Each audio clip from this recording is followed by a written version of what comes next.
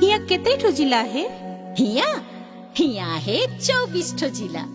गाछी खुट्टी सीम ढिका लोहर दगा